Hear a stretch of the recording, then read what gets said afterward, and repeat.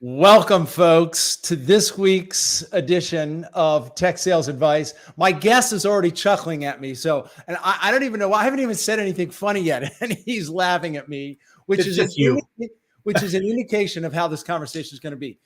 As you all well know, this is the LinkedIn Live program for technical sales professionals and technical sales leaders, and these are live conversations, folks, by design, unscripted, unrehearsed, and unpredictable.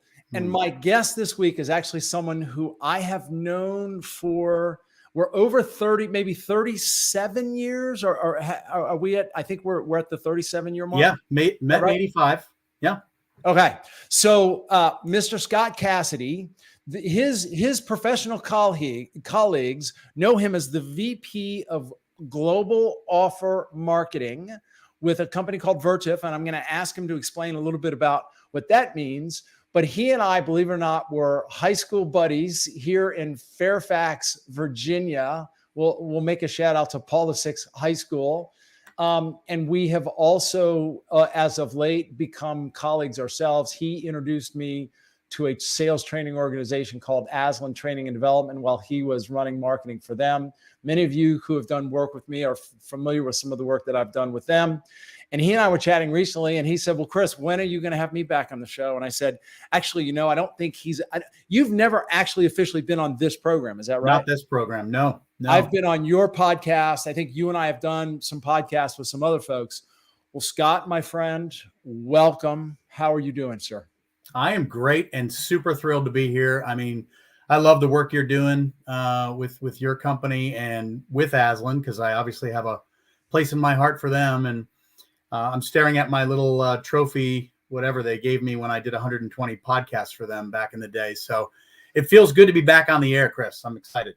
Well, I'm happy to be. I'm happy to have you. And look, you and I could just chat for an hour without coming up for air. And we'll try to be a little bit focused in this conversation.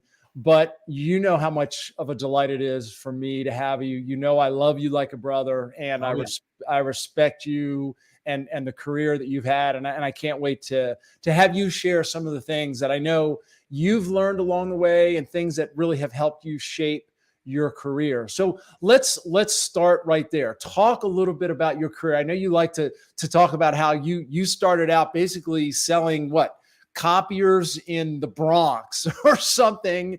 And then you had a very long career with, remind me the company.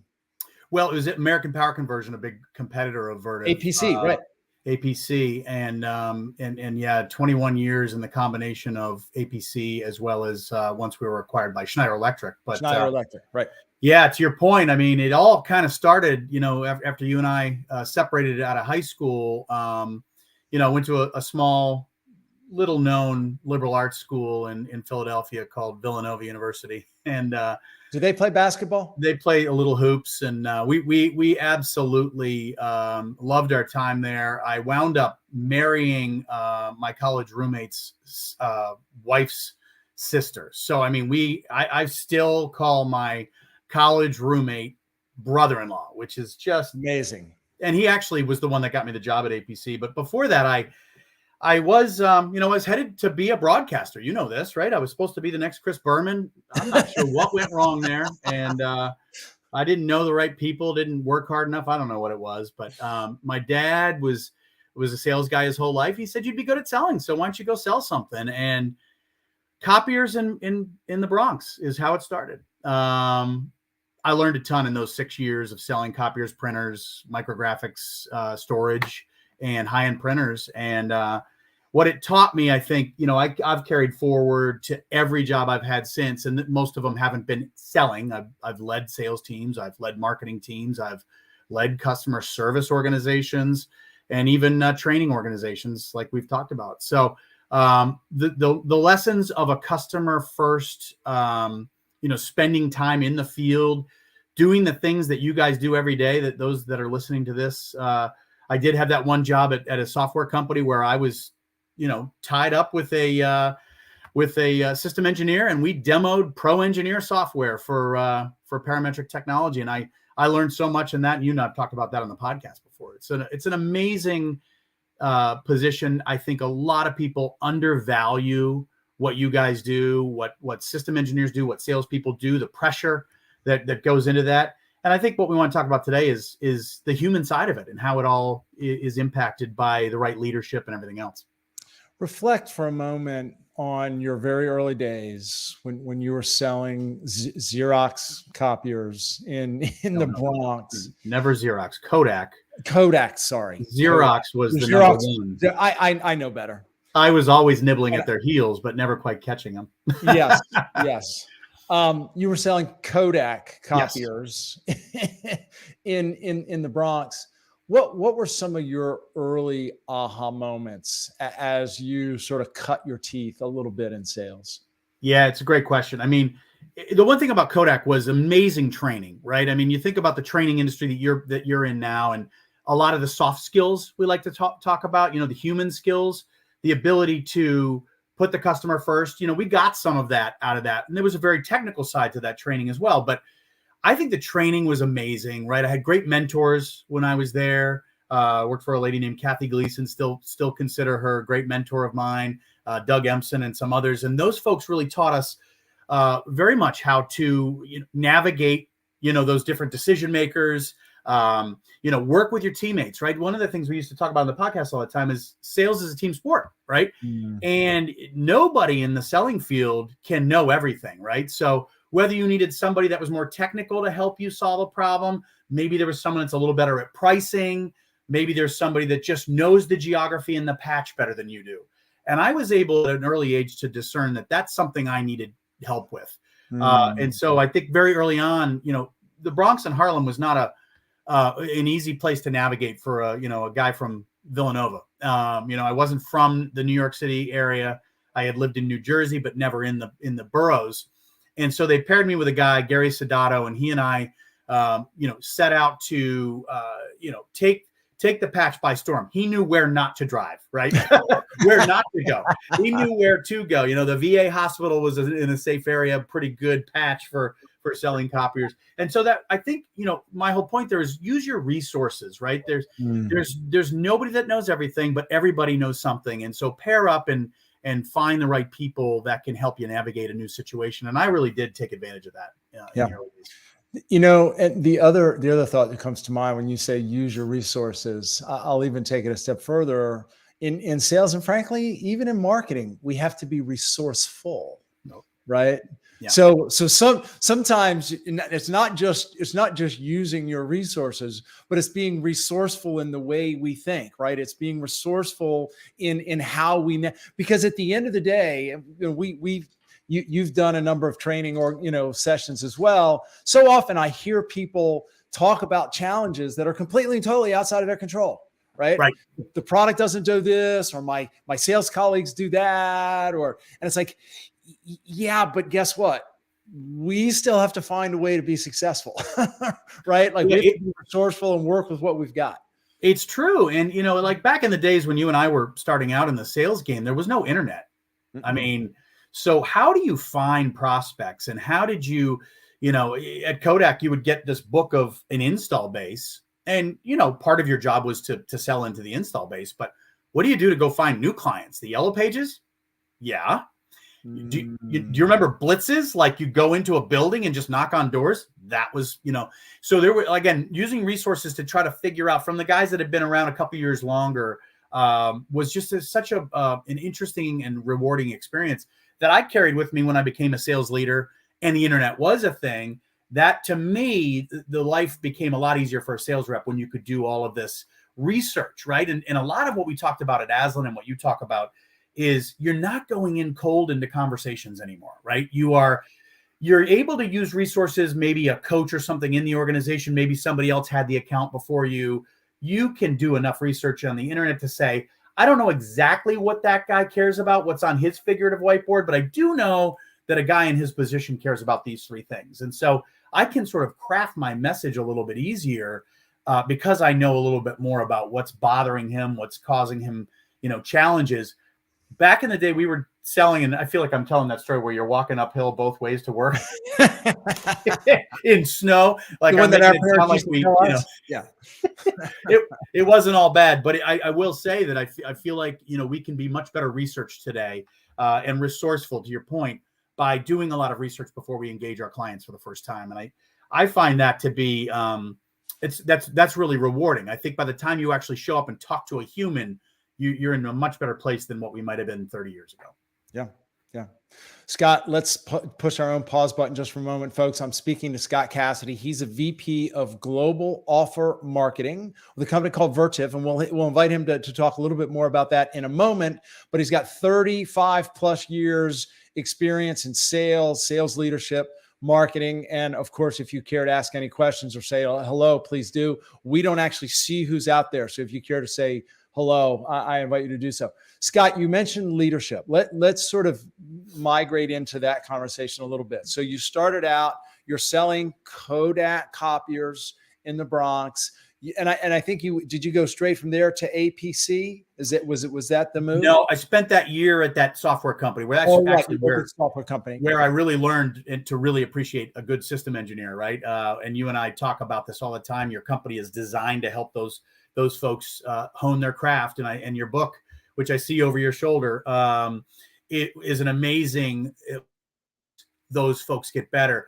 That job at the software company really taught me about team selling, because, if you don't kick off the call right, you don't answer the right questions as a sales rep, that thing can come off the rails very quickly. If the system engineer demos the wrong features, doesn't ask the right questions, it can really come off the rails there. And so that teamwork, not that you rehearse and really choreograph things, but in some ways you really have to be buttoned up when you only have a short amount of time to expose the value of the software in our case. And so, yeah, that job, although it only lasted about a year, was an amazing experience for me. Yeah. Yeah. And then when you joined APC, how quickly did you move into leadership, and what were some of the early lessons for you as you moved into a leadership role? Yeah, so I had no leadership experience when I applied for a leadership position at APC. Guy named Mike Casey, good friend now, was my first interview, first boss, and I can remember, the company was pretty small, fast growing, but pretty small. The offer was not anywhere near New York money. I took a significant pay cut, but I really wanted to get that leadership experience. Since they put me in charge of order management, was considered an inside sales position at the time, and I kind of bet on myself. I actually said in the interview, I'll take that insignificant salary that you're offering me, and I will do my best. And in 6 months, can we have a review? If I'm doing what I think I'm going to do, I think you're going to love the work we're going to do together. You'll bring me up to what I was making. And it did work out that way. And it was amazing. Probably the first time I really bet on myself in my career. But that job was really all about figuring out what the team was supposed to be doing, right? It had been run by a couple different people, weren't sure if it was really a sales role or an administrative role. My first sales leadership role turned out to be not much about selling at all. It was more about order taking. And so I was able to help the company figure out exactly what that was, get the salespeople into sales roles, the administrative people doing what they're doing. Very good, significant growth opportunity for me in leadership that was not super well received by the reps at the time, right? They were not happy about losing a commission plan, but frankly, they weren't doing commissionable work, really. It was more about taking orders in and taking faxes. Remember, does anybody out there remember what a fax machine is? But pulling those orders off. I'm sure there's some who don't. But so that experience was awesome, and that led to other sales leadership roles. I ultimately went back into the field, carried a bag, calling on OEM partners of ours, strategic partners, if you will. And then ultimately, Mark Lamson, who we both know very well from Aslan, he and I paired up with a bunch of other good leaders and started what became the customer solutions team, which was taking sales, tech support, and customer support, putting them all together and making a great user experience for anybody that called into the call center, whether it was for pre-sales, post-sales, or any kind of support they needed. And that was a great learning experience as well. It's such an interesting progression for me. You went from really a boots on the ground individual sales professional, like literally walking the streets of the Bronx. Yeah. You had a stint in software sales, which was Yep. really your first taste of team selling. You moved into a management role and discovered very quickly it wasn't really sales management. And then you and Mark put together really this team that was responsible for really the buyer's experience. And when you and I were chatting the other day, and I said, Scott, if we were to chat, what's one of the things that you're most passionate about with regards to sales and with regards really to business? There were a couple of things that you mentioned, one of which was truly understanding the customer problem, and also being authentic and transparent with people. Let's pick that apart a little bit. You're 30 years into your career. As you reflect back, what rises to the top for you as the most important things about what we do and lessons you've learned? Yeah. Well, it's funny, when Mark and I were in that role at APC, kind of formulating that customer solutions team. One of the first things we did was we went out and found Aslan Training and Development, and we brought that concept of an outside-in approach, really looking at what the client issue is, starting with the customer problem, and anything that happened in that engagement, whether that was an email, a chat, we had the chat engine on the web, or a phone call, or a face-to-face call for that matter, you were always putting that customer mindset first. In other words, trying to completely understand where they're coming from and not only what issue they say they're having, but what is the subliminal message in what they're telling you, right? Asking enough questions to truly understand that. And, I had been through all that Kodak training. I thought I knew what selling was all about. And what I learned in those early days of training people to sell, right? Now I'm in the other side of it. And the Aslan, piece of it, of really that other-centered selling that we've talked about 120 times on that podcast, that was a really good early lesson from me. And that part you're talking about the people first, it starts with the customer first, right? We used to have the CATS process. If you made a decision at APC using the CATS process, it was customer, APC, team, self. Make all your decisions in that order, and you'll never make a bad one. If you, as a tech support rep, were, having a problem with a client and they were like, look, it's just broken, I can't fix it, and you have to replace it, you're never going to get yourself in trouble doing the right thing for the customer. Now, the second piece of that was APC, right? You don't want to give away a $10,000 UPS, but, do that once. We may kind of pull you aside and have a conversation. Just don't make that mistake twice. But the whole process of outside in really made a lot of sense. And then I started to learn pretty early on that this outside in approach, this putting the people first, this other-centered approach, didn't just apply to the client, it applied to my employees. And so I think I said to you the other day, the biggest source of pride I have in these 30 plus years of doing this is not anything I've accomplished myself. And, I wouldn't say I've actually accomplished much when you look at the wandering path I've moved. I haven't really ever gotten special at anything because I've always kind of moved in and out of marketing, sales support, customer service. I never became awesome at anything. I just was kind of handpicked to go do the next thing. But when I look at all the people that I touched over the years and I see them becoming VPs in their own careers, I see them becoming presidents, I see them becoming CEOs, I look back and go, maybe one or two things that we taught them in the early 2000s led them to where they are. And that to me is what's so exciting about LinkedIn and being able to really look at, where your people have ended up. It's been such a great ride.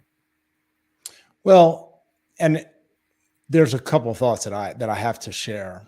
First, there are a couple of things that you're really awesome at. One of them is speaking the truth. Yeah. I don't know anybody who can speak the truth and say it like it is in a more direct but respectful way than you. And I think that is one of the things that has made you so successful on your career. You are easily the most authentic person in every aspect of your life. And being friends from high school, I know I've seen you in a number of different settings, and I think there's a great deal of power in that, and influence. When you have the ability to speak your mind and speak your truth in a respectful, courteous, and beneficial manner, beneficial to others, Yeah. I think you make everybody around you better, right? And so I think that's what you've done, amongst other things. That I think that's one thing that you've done in your career, and I'm sure that's why so many people have flourished under you. Yeah, I mean, I appreciate those words. It's hard to quantify in a career when you look at your resume and you just see, an odd progression. I mean, I think you and I talked about, I don't think I interviewed for more than, I can count 2 jobs I interviewed for in the last 32 years. Yeah. Because what was happening was when you performed and you did a good job and you did your best, and whether the job failed, I can remember Lamson put me on a project one time. We ran the whole thing for a year. It worked. It was an experiment worth having done, but the company just decided they didn't want to fund it. And I didn't look at that as a failure. I think we learned a lot in that. Well, but it did end my job, right? I mean, at that point I was out of work technically, right? Well, I never worried about, job security, as they say. I worried about employment security. And the fact that I would take on something no one else wanted to do and go do it and prove or disprove a concept, that led me to a pretty good career of people kind of picking me up by the collar saying, you did that over there. Can you move over here? And so to your point, I never had a lot of control over my career, but it worked out pretty well and it got me to where I am. And I couldn't be happier where I am. It's been a good kind of full circle back into this IT world, out of the sales consulting world where I spent the last several years. And that part's been rewarding, but to your point, the stuff that you can't quantify, the people's, I mean, I guess you could quantify, you could count all the people that ever worked for you and see where they are, but that's not the point. The point is I see enough on LinkedIn to say, I feel good about the people's lives I touched. Maybe not all of them were as happy with me as I was with them, but at the end of the day, they've done well. And I hope maybe they look at those days and say, yeah, he had some part in that. And I appreciate that. Yeah. Let's talk a little bit about going from sales to marketing, because you've spent quite a bit of time in a marketing role. What were some of the muscles you had to learn to exercise in marketing that were very different from sales? Yeah, it's a great question. I get this one a lot, actually, because, depending on who you talk to, sales and marketing can be extremely different, other ends of the spectrum, or you can fall where I fall and say they're actually 2 sides of the same coin. I believe sales and marketing are inextricably linked. There is no way to separate them. The problem I believe a lot of companies have is the first thing they cut when times are really good is marketing. The first thing they cut when times are really bad is marketing. And I think it's because a lot of companies don't see the ROI the same way for marketing as they might for sales. Because I can say, Chris, you're a sales rep, your quota is $10 million. If you hit $10 million, you are successful. If you don't, you aren't. Therefore, it's pretty easy to look at ROI for a sales rep. Yeah. Most people have not gotten there. Not most. A lot of people have not gotten there with marketing, where they trust $1 in means $10 out. They can't get there. Whether it's poor marketing metrics, whatever that is, they can't make that. But if you do that right, 2 things happen. We call it brand and demand, right? You build the brand, which helps sales reps, right? The last thing you want as a sales rep is to go into a place and go, hey, I work for Vertiv, and have them go, what is that? Who's that? Who is a Vertiv? Right? So a brand is very, very important. And then the demand generation part, which we all as sales reps and even system engineers appreciate, right? Even in your small business, you appreciate leads, you appreciate qualified customers coming in. Well, those don't happen by accident, right? Those come from marketing efforts, right? And so we don't have to get into the sort of academics of marketing. In fact, I'd be the last person to say that I know the academics of marketing. I was a broadcast major. I wasn't even a marketing major. Everything I've learned on the fly and done, the best I could with. But the point is, marketing and sales are so important together. You need both of them. You should never cut the budget of either one if you want to grow. Now, when times of trouble happen, I would tell you, cut everywhere but customer facing, and customer facing is sales and marketing. Find somewhere else to cut as a business. Yeah. Brand and demand. I love that.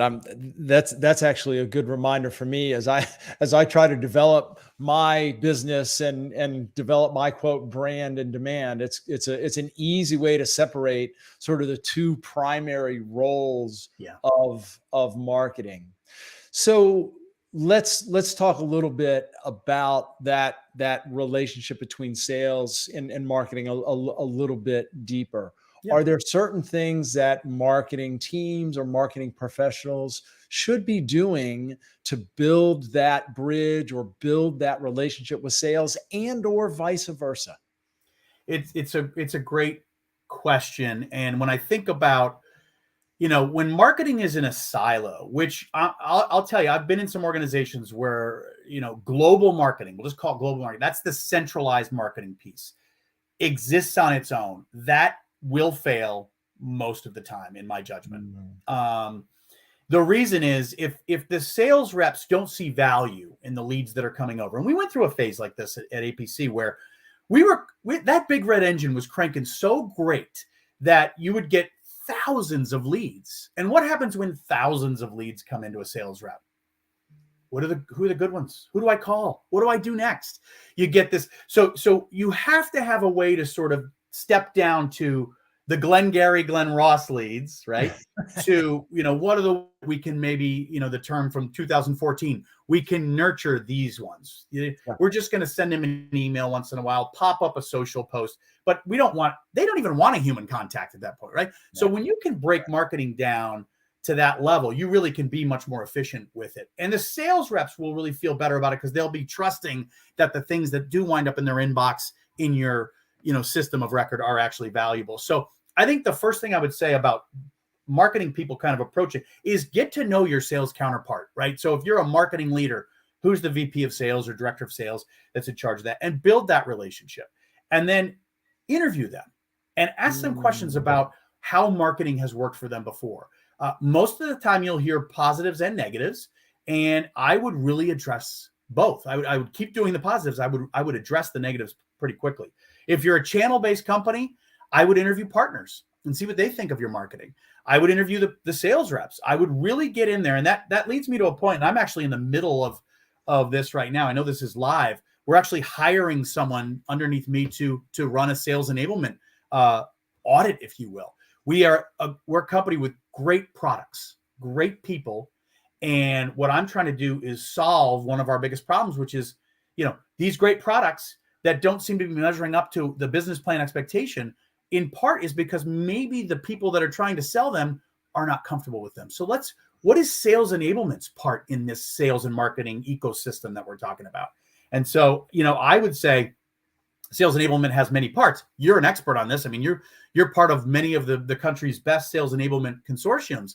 I would say it's all about, understanding the tools and templates that will make you successful, the training on the products, get consistency across product lines. So when they see a new, outline, they don't go, well, I've never seen this before. Like, let's make sure that when we release a product, it comes out the same way every other product comes out, with what are the competitive advantages? What's the pricing like? What questions might make sense to get my customer thinking? That's sales enablement, but that's part of that sales and marketing ecosystem.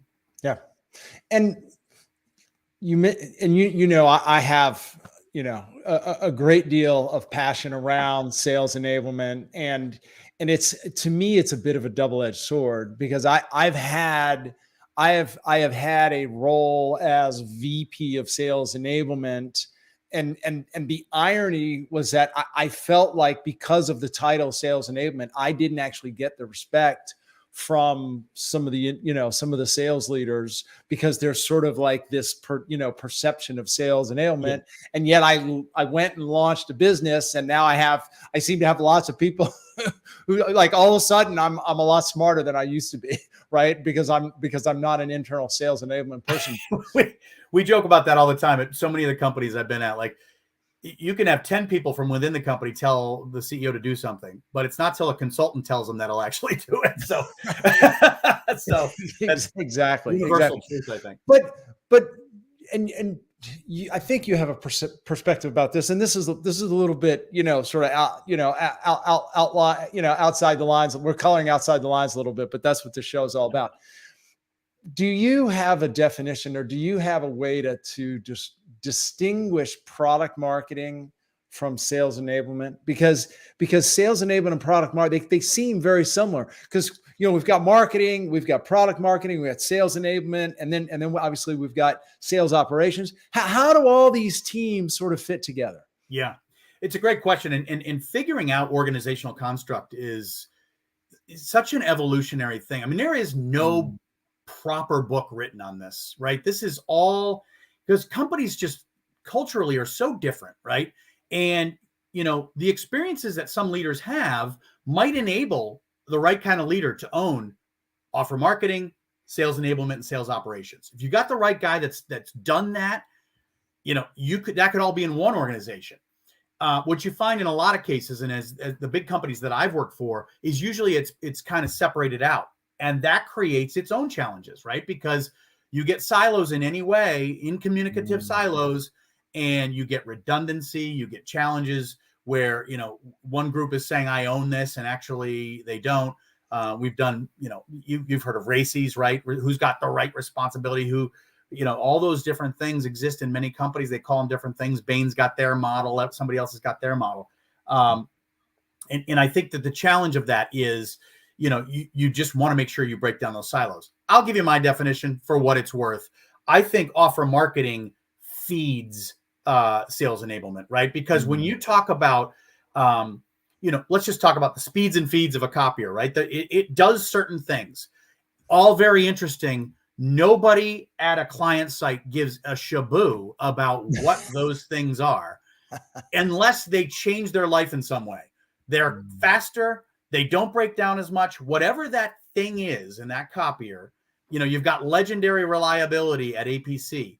That's what people bought. They didn't buy a 3,000 VA unit because it was a 3,000 VA unit. They bought it because it was always reliable and always on, right? So taking the speeds and feeds, turning them into the features that people care about, the benefits at the end of the day, that's what then needs to go from offer marketing into sales enablement and create those tools and templates that allow people to learn, how to access that out of the mind of the client, right? You and I have talked about it for years, the Aslan way. What's on that client's virtual or figurative or even real whiteboard?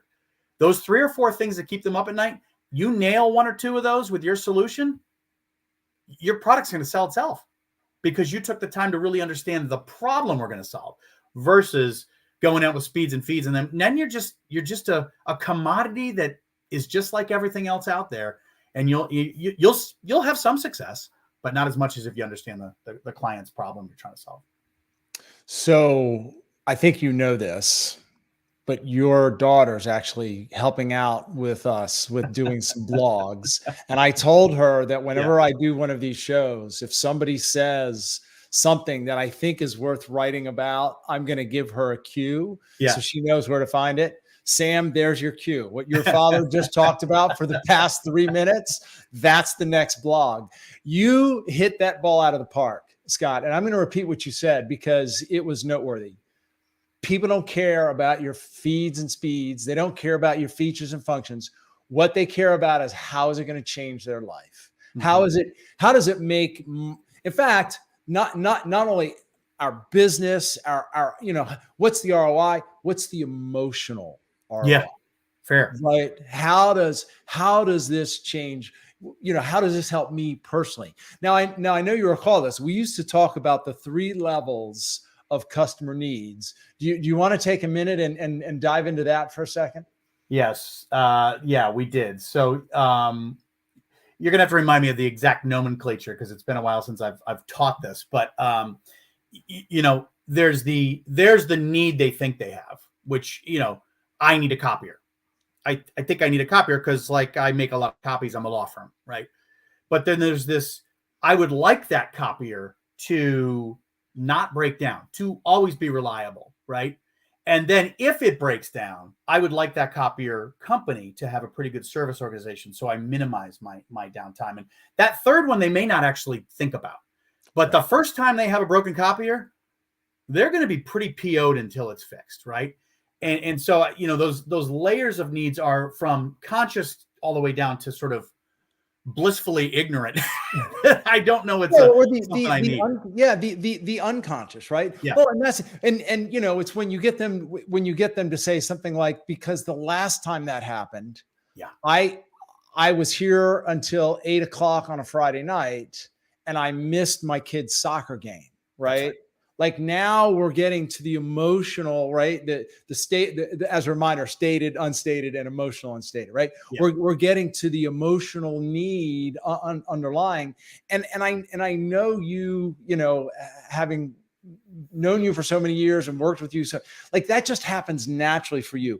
But what advice would you give to somebody to help them better look for the true underlying drivers, the true underlying need, rather than just we hear one thing: I need copiers. Oh my goodness, let me tell you all about our copiers. I have copiers. Yeah.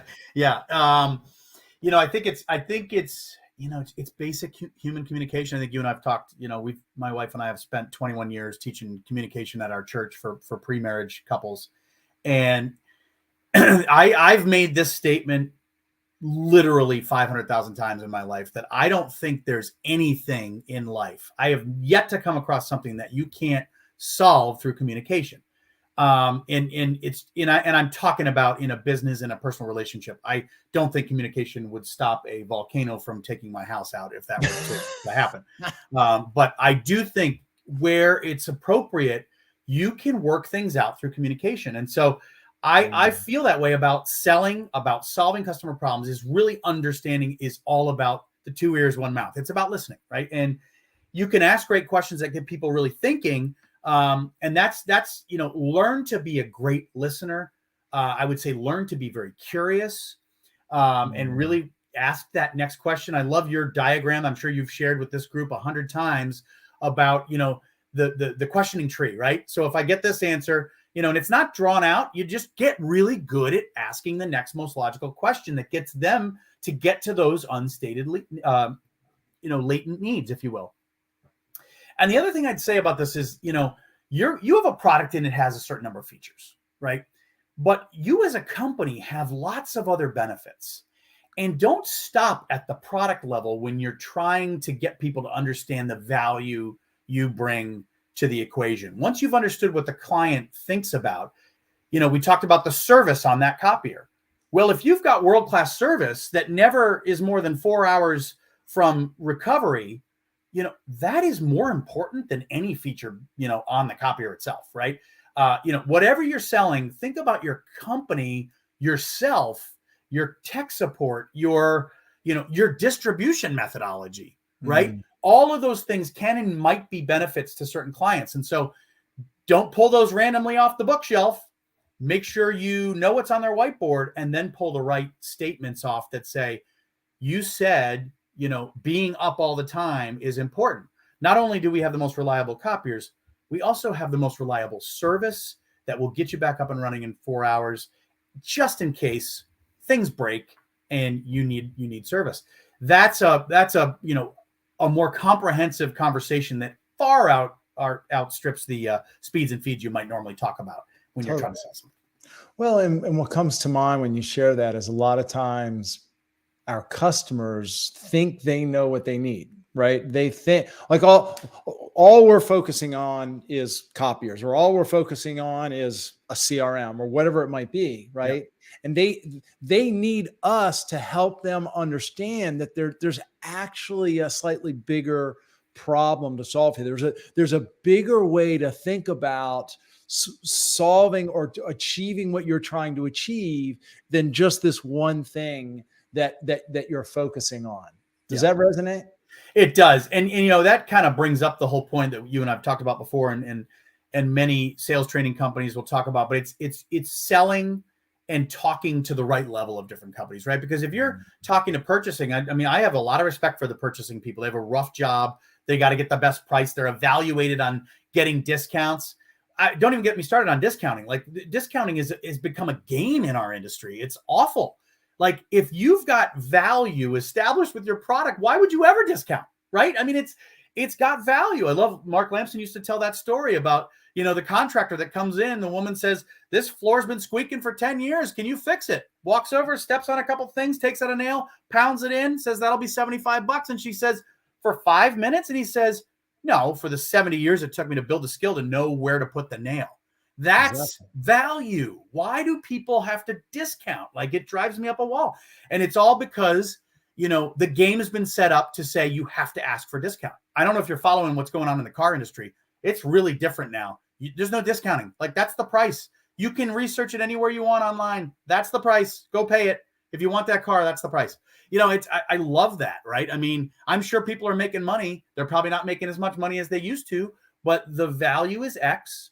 It creates that price, and you know, don't like it, go buy it somewhere else, right? I mean, I think it's getting, you know, the internet has changed everything in regard to the buying process, right? What is it? 70% of all decisions are made before a sales rep even becomes involved anymore. It's just reality. So the value we bring is that bigger picture you just talked about. It's taking, what would this UPS mean to your business? Well, it means that all of my precious IT equipment is going to remain up in the slightest outage until such time as my generators can kick in and or whatever. But it's my contingency plan. It's my reliability, as APC used to call it, the legendary reliability. Still proud of those 3 letters. Yeah. Yeah. No, it's so powerful, and it's so true. I mean, you know, the more we can present ourselves as experts, as people who we've done this countless times, we've helped countless organizations in similar situations. We're here for you. It's all about you. You're achieving what you're trying to achieve, but we actually have a better idea than you do about how best to solve that problem, right? And here's the interesting thing. We've talked about this a lot. I sincerely believe that it's not that people don't want real solutions to real problems. That's not the thing. People just don't want to be sold to.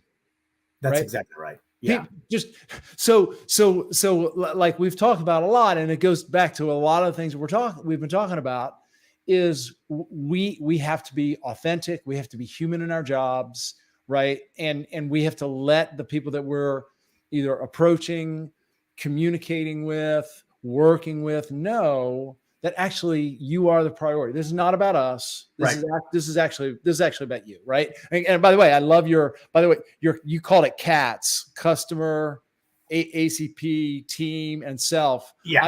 I'm going to change that to COTS, customer, organization, team, and self. And there you go, unreceptive. Yeah, I mean, talk about that for a second. Yeah, I mean, we both have spent a lot of time with Tom Stanfill and Aslan, and I couldn't have more respect for, you know, any individual that's written a business book, because it's actually not a business book. It's how to live a better life of communication, right? And you're talking about so many of the concepts that you and I we just think of all the time, but we forget to say how easy it is to, like, drop the rope, you know, is a concept in this book.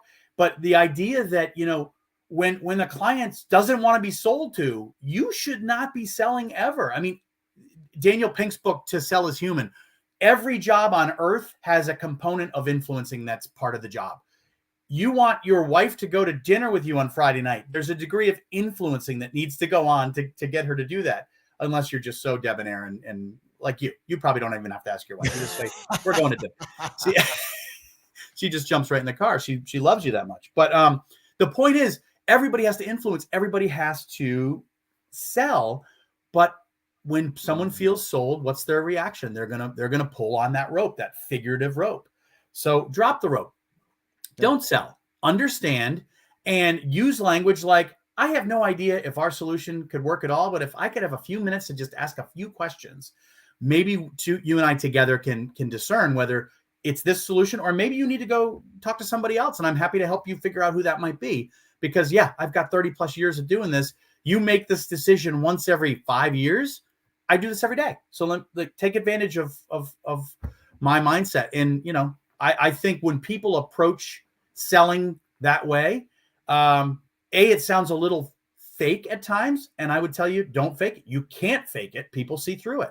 Be genuinely other-centered, and it'll work. And it'll work in your personal life probably better than it will work in your business life. Watch your relationships change when you act that way. Yeah. I'm inspired. I think that I recently interviewed our high school friend, Matt Ondroff, on this very show. Yeah. And one of the things that he said that was such an inspiration for me, and it's similar to this, to what we talk about with Aslan. He said, the recommendation is ours. The decision is yours. I thought that's well said. Really, coming from Matt, that's shockingly well said. Yeah, that's well, the Matt that we knew in high school. Anyway, but I'm sure quite a few of our friends would be saying the same thing about you and I. Without a doubt. Anyways, yeah. There's two additional thoughts that popped in my mind. One was I'm inspired to weave together a couple of things that you said, because I think they're so true. One of the things you said a moment ago is that you believe that there are no problems that can't be solved with communication. I quoted you correctly on that? Yes. And you were very clear. Now, I'm not talking about stopping the volcano, right? And by the way, I didn't know you lived so close to a volcano. That's a whole nother story. It looks like a volcano, but I don't think it's erupted in years. I thought that was a beach. But I'll even take it a step further. There are no problems between two individuals that can't be solved through communication. But then the other thing you said is that every profession involves influence, and I'll submit that every relationship involves influence. So we tie these together, right? What's one of the key takeaways? Every relationship that we have, number one, all problems can be solved with communication. And number two, they all involve some level of influence. And the best way that we have to influence others is to actually stop trying to sell our ideas, right? And take this others, as we've been talking about, sort of this other-centered approach. So, yeah. And you mentioned drop the rope. I'm inspired to share, and you know this story. It's been a while since you've heard me tell it, but I'm inspired to share with the group. It was really you who demonstrated, I think just naturally dropped the rope with me, that inspired me to become an Aslan partner. Remember, it was a little over 2 years ago, and you were recruiting me to join the Aslan partnership network, and I sort of towed the line, and I wasn't sure. And you literally said to me, "Look, Chris, at the end of the day, I think it's a good idea for you, but I can't tell you what to do. I mean, you know the right thing for yourself and the right timing for yourself. And I trust your judgment and value your decision, whatever it is." And literally, I think when I heard those words, I think I instantly found myself thinking, I have to do this. So you demonstrated that, and that was one of the best things that happened to me. So, well, and I think as I remember back to those conversations, and then even being down in Florida right before all hell broke loose in the world, before COVID, you and I talked a lot about, I have all of this confidence in you. I'm surprised you don't have that, but that is totally up to you. You have an amazing book idea. You have an amazing company idea, and we've got some resources that could make you successful, maybe quicker than you might be on your own. But again, it was totally up to you. And I think, all I could do was tell you how proud I was of what you had, set up for yourself. And it was up to you to, as a friend of mine once said, you have to be the one to jump off the cliff and just trust that you're going to land on, in the water or on something soft. Yeah. And, so I remember those conversations very well. And I'm again, happy that I was a small part in helping you become what you've become and build this wonderful business. Yeah. Well, I'm forever grateful. So, Scott, if you can believe it, it's been about 50 minutes, and as expected, we've had no shortage of thoughts to share. I do have one final question, but before we get there, anything else that you wanted to share, either about your current role, your current organization? I know you're spending a lot of time trying to build the channel for your particular line of business. Anything you care to share about Vertiv or your current Yeah. role? I mean, for those that don't know who Vertiv is, there's a lot of wonderful brands that are sort of make up the Vertiv family, and you may know some of those like Liebert and Emerson and Geist, which makes these power strips that go in. All of these great companies. Avasant's another one that does some IT management type platforms and appliances. Bringing a company full of brands, a house of brands together and creating a big brand is an amazing opportunity. And this company went public in 2020, VRT, if you want to go look it up. And I'm just so happy to be here because, one of the things that's non-negotiable in today's world is everything's online. And if everything's online, then online has to be always available.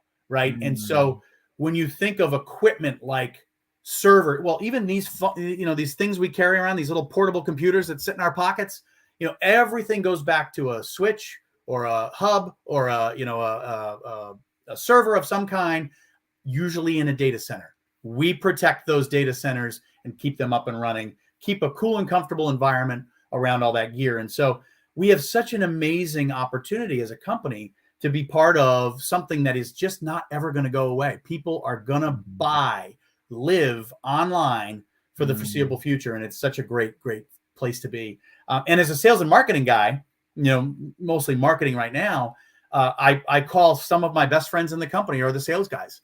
So there's this great relationship that I have with the Tony DeSpiritos and Pete Klanians of the world that, what we deliver from a marketing offer perspective is what they're going to go sell. And so those relationships that I've had for 25 years are only going to enhance our ability as a company to do exactly what I just said, build that house of brands into a brand known throughout the industry as, what makes it all go, how we keep everything on in this online environment we all live in. So thank you for that commercial. I just wanted to, because a lot of people probably don't even know who we are, what we do. They might read my posts online and go, yeah, I don't know, what is that? Yeah. What do these guys do?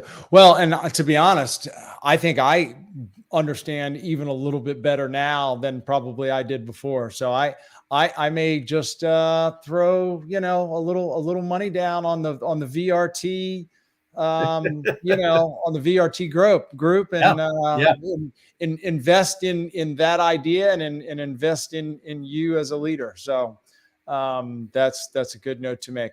All right, I told you I had one final question. Yes. Sometimes I do a lightning round, but I can ask a special question of you since you and I go back so many years. I want you to imagine that you have the opportunity to speak to our high school selves. And, you and I both, you have 4 wonderful children. Mm-hmm. I have, between my wife and I, we have 5. So, we both have, between us, we have 9 children that we're trying to, sort of, I don't want to say educate, but, advise and, give advice to and coach through their early and mid 20s. If you could go back to our high school selves, what would you tell us that would change the way we would approach our professional lives, do you think? I hate to beat this horse, but I honestly always considered myself a decent communicator. I think early on and even in high school and college, when you got to do the public speaking thing in front of the group, like you probably never saw me really nervous about that. My one-on-one and one-to-many communication was always good. And I would say, learn earlier or take my advice, in 1986, right? Take my advice and find something that can leverage that. I think it took me a while to sort that out. I mean, selling was a great baseline, but, it was that one-to-one communication. For you and I think our one-to-many communication is even stronger. And you and I love what we're doing right here, talking to hopefully hundreds, if not thousands of people that are listening to this or seeing it on recording, and, reaching as many people as we can with a, hopefully a concise and important message. And I think you and I, individual, sales careers are great, and they provide a great foundation. But I would say, recognize what God gave you as a talent and do it from the beginning. Maybe that's being hard on myself for not figuring out my passion early enough. But when I look back at all those people that I've helped, the leadership qualities that maybe I was given or gifted and maybe possess, those abilities to take something complex and really kind of simplify it for people. Really those abilities to just put people ahead of process, ahead of products, ahead of even the company itself. I've been accused of that. You care more about your people than the company. Guilty. Sorry. Yeah. No, it's really good. It's really good. And you're right. As I reflect on my career, I mean, that's why I got into sales, because I was 15 years into an IT consulting career and realized that I spent about 80% of my time behind a computer, and only about 20% of my time communicating. And I needed to flip flop that ratio. So very, very, very good advice. So, Mr. Cassidy, it has been a delight to have you on the program, sir. And we're going to have to make this an annual thing, because you were just talking about leadership qualities. And I thought, oh my gosh, I need an hour to just talk through some of the leadership qualities. So, we're going to revisit that. I assume you're more than happy to have people reach out on LinkedIn and connect with you if they see this recording and absolutely care to connect. Yeah, I mean, there's with you and I, there's a lot of diversity of background. I'm happy to be a resource wherever possible, whether it's sales, sales advice, market advice, or if you think you've got something that might be interesting to myself or our company. I like I said, I don't know how many thousands of contacts you and I have on LinkedIn, but it's many, many, many. So my guess is there's people out there that want to chat, and I'm always happy to do that. It's a great tool. I just love what LinkedIn has done to change business and really track people, right? Like, how many people have we found that we haven't talked to in years because they notice a post we had and they reach out, and now you've reconnected with somebody from 20 years ago. It's an amazing tool and a business opportunity. And I love that you take advantage of it with things like this. It's a great thing you're doing. Yeah. Well, thank you, sir. And thank you for now officially being a part of the program. Folks, thank you so much for hanging around. If you managed to hang around to the end, or if you caught the recording to the end, thank you so much. If you like these, again, follow the hashtag Tech Sales Advice. I welcome you to go to techsalesadvisors.com to see a little bit more about what we do.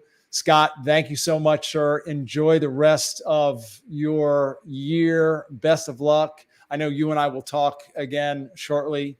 You bet. Everyone else, we will see you next week. Scott, hang around just for a minute. I'm going to give you your parting gift backstage to everyone else. You bet. All right. We'll see you. Thanks, everyone. Bye-bye.